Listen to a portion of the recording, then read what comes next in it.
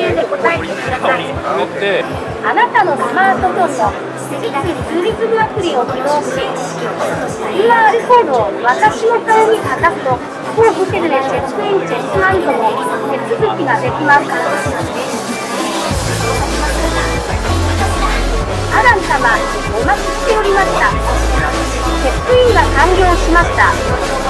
1230号室が